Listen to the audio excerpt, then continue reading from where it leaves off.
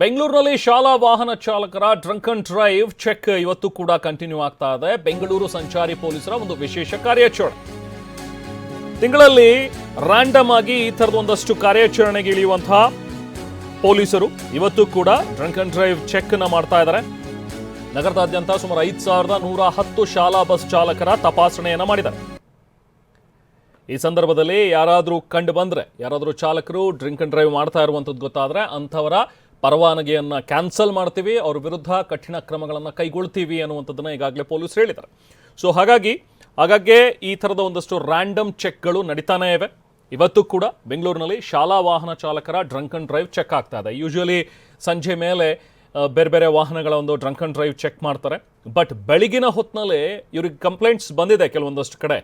ಈ ಚಾಲಕರುಗಳು ಮಕ್ಕಳನ್ನು ಕರ್ಕೊಂಡು ಹೋಗೋರು, ಪಿಕಪ್ ಮತ್ತು ಡ್ರಾಪ್ ಮಾಡುವಂತಹ ಚಾಲಕರು, ಅವರು ಎಣ್ಣೆ ಮತ್ತಿನಲ್ಲಿ ಇರ್ತಾರೆ, ಅದೇ ಗುಂಗಿನಲ್ಲಿ ವಾಹನ ಚಲಾವಣೆ ಮಾಡ್ತಾರೆ, ಆಕ್ಸಿಡೆಂಟ್ಸ್ ಆಗ್ತಾ ಇವೆ ಅನ್ನುವಂಥದ್ರ ಬಗ್ಗೆ ಒಂದಷ್ಟು ಕಂಪ್ಲೇಂಟ್ಸ್ ಕೂಡ ಬಂದಿವೆ ಪೊಲೀಸರಿಗೆ. ಸೊ ಹಾಗಾಗಿನೇ ತುಂಬ ಸ್ಟ್ರಿಕ್ಟ್ ಆಗಿ ಆಕ್ಷನ್ ತಗೊಳ್ಳೋದಕ್ಕೆ ಈಗ ಪೊಲೀಸರು ಕೂಡ ಮುಂದಾಗಿದ್ದಾರೆ.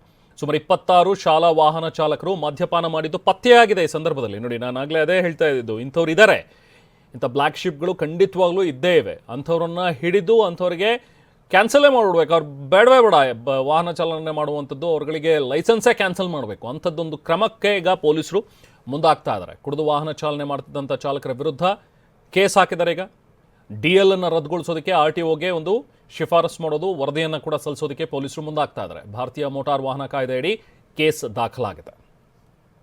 ಇಂಥವ್ರ ವಿರುದ್ಧ ನಿರ್ದಾಕ್ಷಿಣ್ಯವಾಗಿ ಕ್ರಮಗಳನ್ನು ಕೈಗೊಳ್ಳಲೇಬೇಕು. ಯಾಕಂದರೆ ಪೋಷಕರು ಪಾಪ ಮಕ್ಕಳನ್ನು ಇವರನ್ನ ನಂಬಿ ಮಕ್ಕಳನ್ನು ಕಳಿಸ್ಕೊಟ್ಟಿರ್ತಾರೆ. ಶಾಲಾ ವಾಹನಗಳು ತುಂಬ ಸೇಫಾಗಿ ಕರ್ಕೊಂಡು ಹೋಗ್ತಾರೆ ಅಂಥೇಳಿ.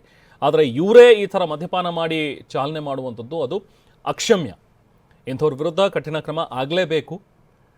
ಮುಲಾಜಿಲ್ಲದೆ ಇವ್ರುಗಳ ಲೈಸೆನ್ಸನ್ನು ಕ್ಯಾನ್ಸಲ್ ಮಾಡಿ ಯಾವತ್ತೂ ಕೂಡ ಇವರು ಡ್ರೈವಿಂಗ್ ಸೀಟಲ್ಲಿ ಕೂರಬಾರ್ದು. ಇಂಥದ್ದೊಂದಷ್ಟು ಸ್ಟ್ರಿಕ್ಟ್ ಆ್ಯಕ್ಷನ್ಸ್ ಆದಾಗಲೇ ಬಹುಶಃ ಒಂದಷ್ಟು ಜನ ಈಗ ಮತ್ತೆ ಸರಿ ಹೋಗ್ತಾರೆ ಅಂತೇಳಿ ಅಂತ ಅನ್ಸುತ್ತೆ. ಯಾಕಂದರೆ ಪ್ರತಿ ಸರಿ ನಾವು ನೋಡ್ತೀವಿ, ಅವ್ರನ್ನ ಹಿಡಿತಾರೆ, ಒಂದಷ್ಟು ದಂಡ ಹಾಕ್ತಾರೆ, ಕಳಿಸ್ತಾರೆ, ಮತ್ತೆ ಅವ್ರು ಅದನ್ನೇ ಕಂಟಿನ್ಯೂ ಮಾಡ್ತಾರೆ.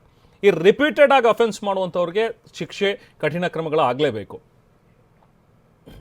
ನಾವು ಪ್ರತಿನಿಧಿ ಶಿವಪ್ರಸಾದ್ ಮತ್ತಷ್ಟು ಡೀಟೇಲ್ಸ್ ನೀಡ್ತಾರೆ. ಶಿವಪ್ರಸಾದ್, 22 ಜನ ಈ ಥರದೊಂದಷ್ಟು ಜನ ಸಿಕ್ಕಾಕೊಂಡಿದ್ದಾರೆ ಅಂತ ಹೇಳಿದ್ರೆ ಮದ್ಯಪಾನ ಮಾಡಿ. ಸೊ ನಮ್ಮ ಮಕ್ಕಳ ಸೇಫ್ಟಿ ಎಲ್ಲಿದೆ ಅನ್ನುವಂಥ ಒಂದು ಪ್ರಶ್ನೆ ಸಹಜವಾಗಿ ಪೋಷಕರಿಗೆ ಕಾಡುತ್ತೆ. ಏನು ಕ್ರಮ ಕೈಗೊಳ್ತಾರಂತೆ? ಈಗ ಈ ಡ್ರೈವ್ ಇನ್ನೂ ಕೂಡ ಕಂಟಿನ್ಯೂ ಮಾಡ್ತಾ ಇದ್ದಾರೆ, ಏನು ಕ್ರಮಗಳಾಗ್ತಾ ಇವೆ ಇವ್ರ ಮೇಲೆ? ಬೆಂಗಳೂರಿನಾದ್ಯಂತ ಸಂಚಾರಿ ಪೊಲೀಸರು ವಿಶೇಷ ಕಾರ್ಯಾಚರಣೆಯನ್ನು ಮಾಡಿದ್ದಾರೆ. ಬೆಂಗಳೂರಿನಾದ್ಯಂತ 5110 ಬಸ್ ಚಾಲಕರನ್ನ ಈಗಾಗಲೇ ತಪಾಸಣೆಗೆ ಒಳಪಡಿಸಿರ್ತಕ್ಕಂಥದ್ದು. ಕುಡಿದು ವಾಹನ ಚಾಲನೆ ಮಾಡ್ತಿದ್ದಂತಹ ಚಾಲಕರ ವಿರುದ್ಧ ಕ್ರಮಕ್ಕೆ ಮುಂದಾಗಿರ್ತಕ್ಕಂಥದ್ದು. ಒಟ್ಟಾರೆಯಾಗಿ 5110 ಶಾಲಾ ವಾಹನಗಳ ಪೈಕಿ 26 ಶಾಲಾ ಬಸ್ ಚಾಲಕರು ಮದ್ಯಪಾನ ಮಾಡಿ ವಾಹನವನ್ನು ಚಾಲನೆ ಮಾಡ್ತಿದ್ದಾರೆ ಅಂತ ಹೇಳಿ ಈಗಾಗಲೇ ಪೊಲೀಸರಿಗೆ ಕನ್ಫರ್ಮ್ ಆಗಿರ್ತಕ್ಕಂಥದ್ದು. ಈ ಹಿನ್ನೆಲೆಯಲ್ಲಿ ಆ ಕುಡಿದು ವಾಹನ ಚಾಲನೆಯನ್ನ ಮಾಡ್ತಿದ್ದಂತ ಚಾಲಕರ DL ಗಳನ್ನು ಕೂಡ ರದ್ದುಗೊಳಿಸೋದಕ್ಕೆ RTOಗೆ ರಿಪೋರ್ಟ್ ಅನ್ನು ಕೂಡ ಸಲ್ಲಿಕೆಯನ್ನ ಮಾಡ್ತಾರೆ. ತದನಂತರದಲ್ಲಿ ಕುಡಿದು ವಾಹನ ಚಾಲನೆ ಮಾಡ್ತಿದ್ದವರ ವಿರುದ್ಧ ಭಾರತೀಯ ಮೋಟಾರ್ ವಾಹನ ಕಾಯ್ದೆಯಡಿ ಕೇಸನ್ನು ದಾಖಲು ಮಾಡಿರ್ತಕ್ಕಂಥದ್ದು. ಇಂದು ಬೆಳಗ್ಗೆ 7 ಗಂಟೆಯಿಂದ 10 ಗಂಟೆವರೆಗೂ ಕೂಡ ನಡೆದಂತ ವಿಶೇಷ ಕಾರ್ಯಾಚರಣೆಯಲ್ಲಿ ಎಲ್ಲ ಅಂಶಗಳು ಕೂಡ ರಿವೀಲ್ ಆಗಿರ್ತಕ್ಕಂಥದ್ದು. ಈಗಾಗಲೇ ಸಾಕಷ್ಟು ಹಲವು ಬಾರಿ ಚಾಲಕರುಗಳಿಗೆ ಸೂಚನೆಯನ್ನ ನೀಡಿದ್ರು ಕೂಡ ಕುಡಿದು ವಾಹನ ಚಾಲನೆ ಮಾಡ್ತಕ್ಕಂಥ ಚಾಲಕರು ಸಿಕ್ಕಿ ಬೀಳ್ತಾನೆ ಇದ್ದಾರೆ. ನಿಜಕ್ಕೂ ಕೂಡ ಇದೊಂದು ಆತಂಕಕಾರಿ ಬೆಳವಣಿಗೆ ಅಂತಾನೆ ಹೇಳ್ಬೇಕು. ತಮ್ಮ ಮಕ್ಕಳ ಉಜ್ವಲ ಭವಿಷ್ಯವನ್ನು ರೂಪಿಸುವಂತ ಸಲುವಾಗಿ ಪೋಷಕರು ಮಕ್ಕಳನ್ನ ಶಾಲೆಗೆ ಕಳಿಸ್ಕೊಡ್ತಾರೆ. ಶಾಲೆಯ ಬಸ್ ಚಾಲಕರ ಮೇಲೆ ನಂಬಿಕೆಯನ್ನ ಇರ್ತಿರ್ತಾರೆ.